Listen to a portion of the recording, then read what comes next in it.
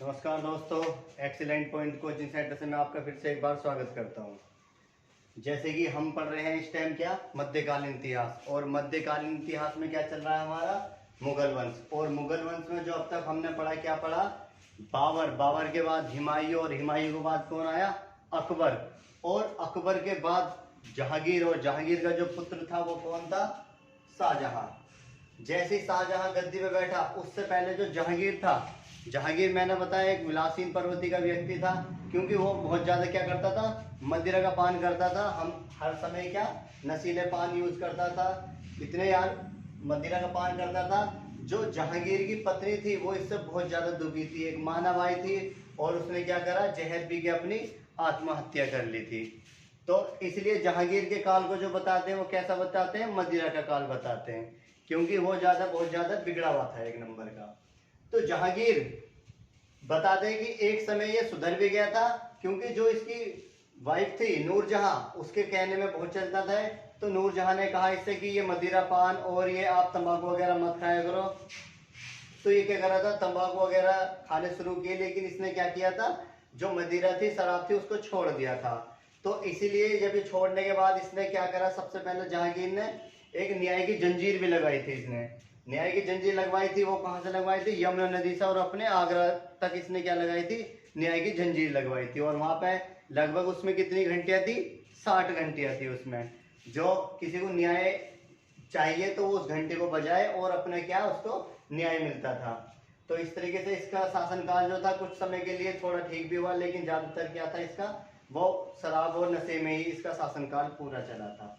जो जहांगीर की मृत्यु हो गई थी 1527 में इसकी, सॉरी 1627 ईस्वी में इसकी मृत्यु हुई। और मृत्यु होने के बाद में जो जहांगीर को जब जो दफनाया गया था, वो इसको पाकिस्तान सादरा में इसको दफनाया गया। तो इसका जो मकबरा है वो कहाँ पर है, वो पाकिस्तान में इसका मकबरा है जहांगीर का। जब जहांगीर की मृत्यु हो गई थी, और मृत्यु होने के बाद में जो गद्दी पे बैठा वो कौन बैठा, शाहजहां।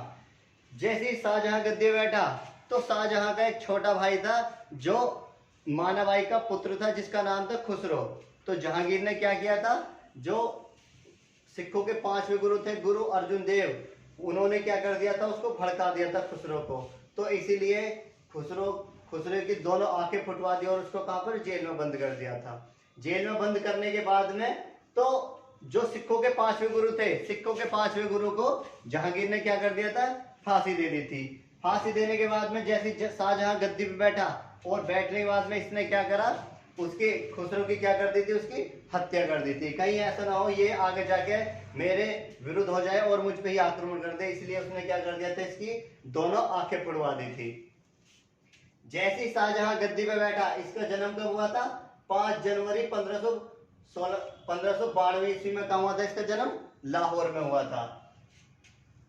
नूरजहां के भाई असफ खां की जो पुत्री थी अर्जुमंद बानो बेगम, उससे क्या होता है, इसका विवाह हुआ था। जैसे इससे विवाह हुआ था, और विवाह होने के बाद में आपको पता है ये इससे इतना प्रेम करता था, जब इसकी मृत्यु हो गई थी, और मृत्यु होने के बाद में इसने इसकी याद में क्या बनवाया था, वो ताजमहल बनवाया था, जो इसको ये मुमताज महल के नाम से पुकारा करता था, अर्जुमंद बानो बेगम को।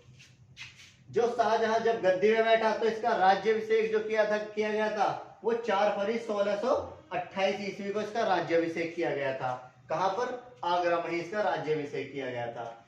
जैसे ही गद्दी में बैठा, इसने राजधानी कहां पर, आगरा से बदल के कहां पे ले आया, ये दिल्ली ले आया। क्यों, दिल्ली में इसने शाहजहानाबाद इसने दिल्ली में एक नगर बसाया, और जिसको क्या पुरानी दिल्ली के नाम से वर्तमान में आज जानते हैं। और अपनी राजधानी कहां पर, आगरा से कहां ले आया, ये दिल्ली ले आया था। तो इस तरीके से राजधानी भी बदलती रही है बीच बीच में, क्योंकि सबसे पहले इल्तुतमिश राजधानी लाया, दिल्ली लाया।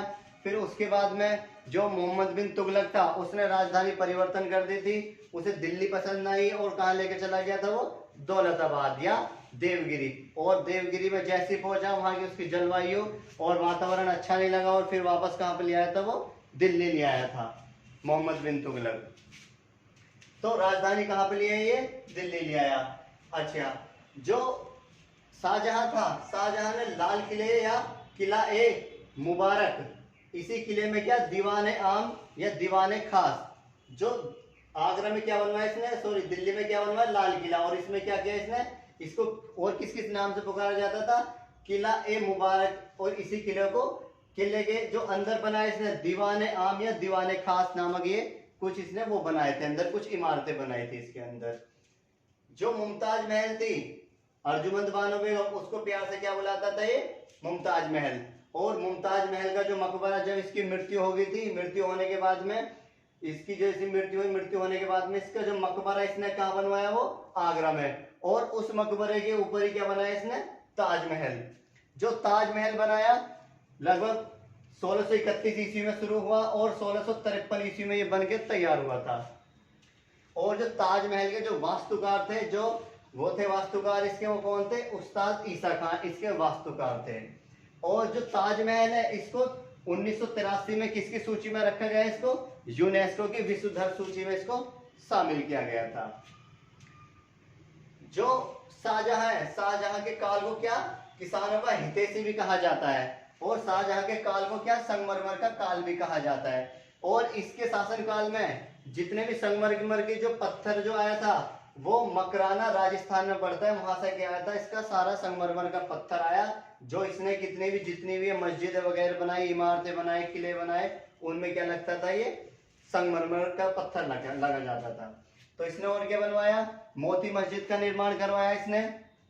जामा मस्जिद के लाल किले में ही इसने क्या मोती मस्जिद का निर्माण, मोती मस्जिद और जामा मस्जिद का इसने निर्माण करा। और लाल किले के अंदर ही जो मोती मस्जिद है, इसका पुत्र आएगा एक औरंगजेब, वो क्या करता है? मोती मस्जिद का निर्माण करता है। कहां पर? वो लाल किले के अंदर। काल, जो शाहजहां का काल है उसको और किस नाम से पुकारा जाता है? द्वितीय स्वर्ण काल। और द्वितीय स्वर्ण काल के नाम से जाना जाता है क्योंकि ये अपनी पत्नी से बहुत ज्यादा प्रेम करता था, मुमताज महल से, तो इसीलिए ये ज्यादा इस चीजों में रहता था, तो इसलिए इसको स्वर्ण काल कहा गया है। इसके जो पुत्र थे, इसकी मुमताज महल से इतना प्रेम करता था और इसकी 14 संतानें हुई थी। 14 संतानों में इसकी 7 संतानें जीवित रही और 7 संतानें इसकी मर गई थी। 7 संतानें मरने के बाद में जो 14वीं जो संतान हुई थी, जैसी वो हुई होने के बाद तुरंत क्या हुआ? यहाँ पर मुमताज महल की यहाँ पर मृत्यु हो जाती। और मृत्यु होने के बाद में जो इसके पुत्र थे वो 4 पुत्र थे और 3 पुत्रियां थी। पुत्र कौन कौन से थे इसके?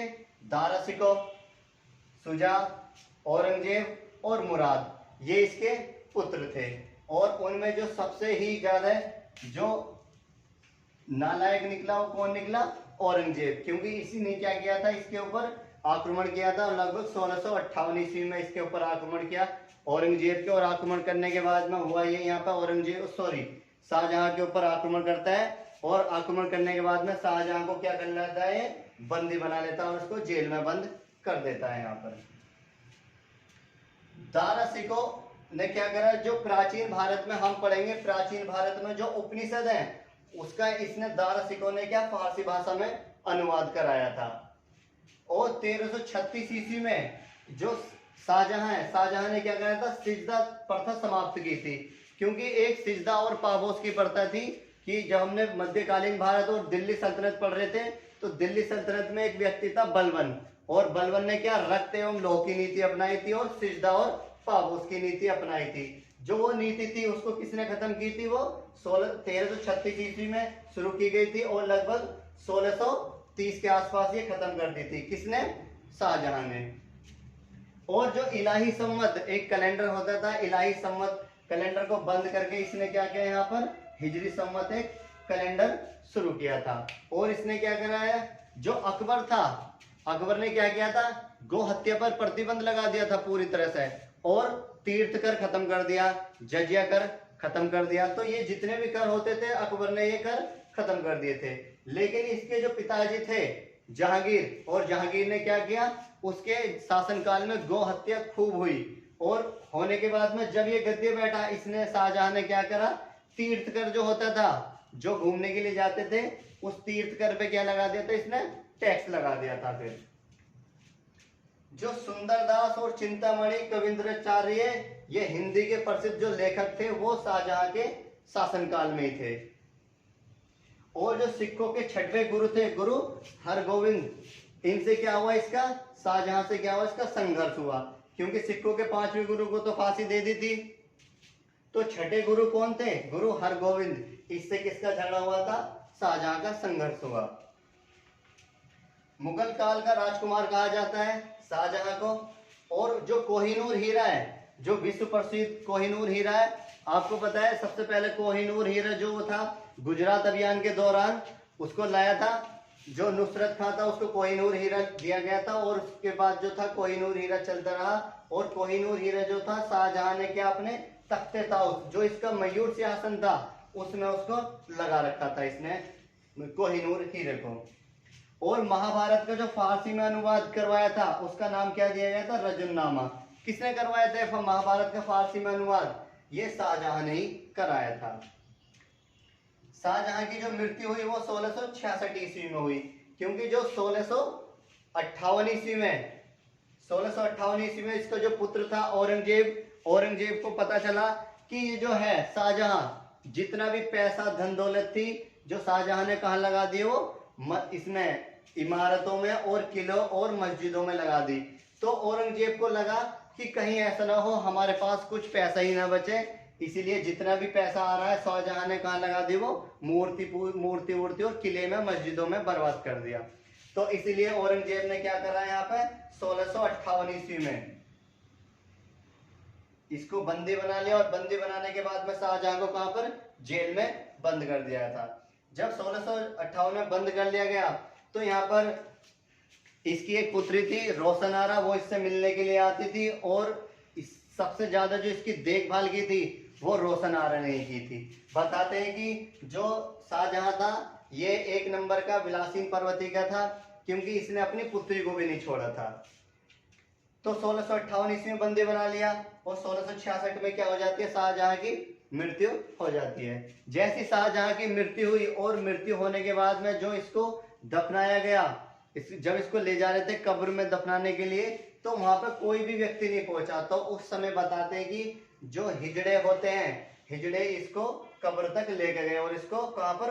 आगरा महल में इसको दफनाया गया, वहीं पर जो मुमताज महल है, मुमताज महल का जो मकबरा बना हुआ है आगरा में, वहीं पे उसी के पास में क्या इसको दफनाया गया।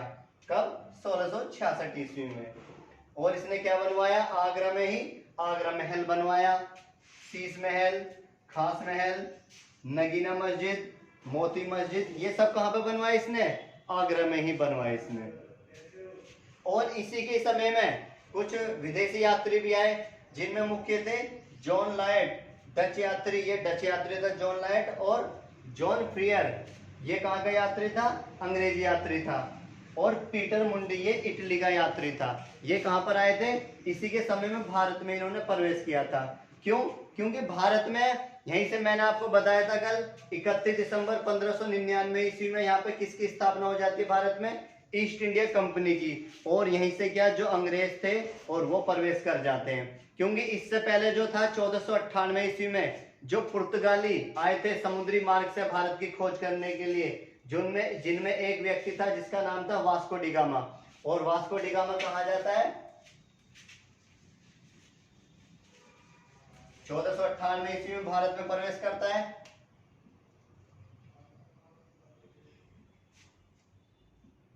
तो वास्को डी गामा जैसे ही भारत में आता है तो ये क्या करता है? यहाँ पे भारत की परिस्थिति जानता है, क्योंकि ये किस तरीके से आया था ये हम आगे, जब अब यहाँ से मॉडर्न आधुनिक भारत अपना शुरू हो जाता है और यहीं से हम आगे आगे पढ़ेंगे किस तरीके से भारत में अंग्रेज आए, डच आए और उनकी क्या नीति थी, और पुर्तगाली किस तरीके से आए, उनकी कैसे कैसे नीति रही, और किस तरीके से भारत में इन्होंने धीरे धीरे क्या करा? कब्जा किया था। जो पुर्तगाली थे, पुर्तगाली सबसे पहले 1498 में आए और सबसे अंत में जो गए थे वो पुर्तगाली ही गए थे, क्योंकि जो पुर्तगाली थे सबसे पहले नीचे आए थे केरल में, और केरल में आने के बाद में वो धीरे धीरे गोवा में पूरी तरह से बस गए थे। और लगभग 1961 ईस्वी में क्या जो पुर्तगाली थे गोवा को आजाद किया, और 1987 में क्या हुआ? गोवा भारत का राज्य बना। नहीं तो उसमें आज भी जो झलक देखने को मिलती है वो क्या मिलती है? वहां पर गोवा में पुर्तगालियों की झलक देखने को मिलती है। ठीक है, तो पढ़ेंगे हम इसके बारे में आगे आगे किस तरीके से इन्होंने भारत में प्रवेश किया और भारत में कैसी इनकी नीति रही, वो सारी चीज हम देखेंगे बैक टू बैक इस शुरू से करके। जो शाहजहां था, शाहजहां की मृत्यु के बाद जो गद्दी पे बैठता है इसी का ही पुत्र बैठता है जिसका नाम था औरंगजेब। औरंगजेब। औरंगजेब कब बैठ जाता गद्दी पर? 1658 ईस्वी में। तभी बैठ जाता जब अपने पिताजी को यहाँ जेल में बंद कर देता है और तुरंत ये गद्दी पे बैठ जाता है। शाहजहां जैसी गद्दी बैठता है ये अपने भाइयों के विरुद्ध आक्रमण कर देता है, क्योंकि उसके भाई जो थे वो चाह रहे थे कि गद्दी पे हम बैठे। जो दारा था और मुराद था वो शाहजहां चाहता था कि गद्दी पर कौन बैठे? शाहजहां बैठे। तो लेकिन ये औरंगजेब कभी नहीं चाहता कि मेरी जगह कोई और बैठे, तो इसीलिए इसने अपने पिताजी को बंदी बनाया और जेल में इसको बंद कर दिया था। तो इस तरीके से आज कल जो हम पढ़ेंगे वो औरंगजेब के बारे में पढ़ेंगे, ठीक है। और क्लास को रेगुलर देखते रहिए, क्योंकि अब आपको क्या हिंदी भी रेगुलर क्लासेस चलेगी और मैथ भी शुरू हो गया और आपका जीएस का पोर्शन तो चल ही रहा है, ठीक है। धीरे धीरे आपका रीजनिंग भी शुरू हो जाएगी, जो आपका railway, SSC, bank, UPSI, constable, UP TET, C TET, railway, super TET वगैरह जितनी भी अन्य परीक्षाएं होती हैं उनमें सब में क्या ये चीज काम आती है, ठीक है। तो आज के लिए इतने काफी, और देखते रहिए, चैनल को लाइक और सब्सक्राइब करें अधिक से अधिक। धन्यवाद। कल फिर मिलते हैं एक नई क्लासेस के लिए।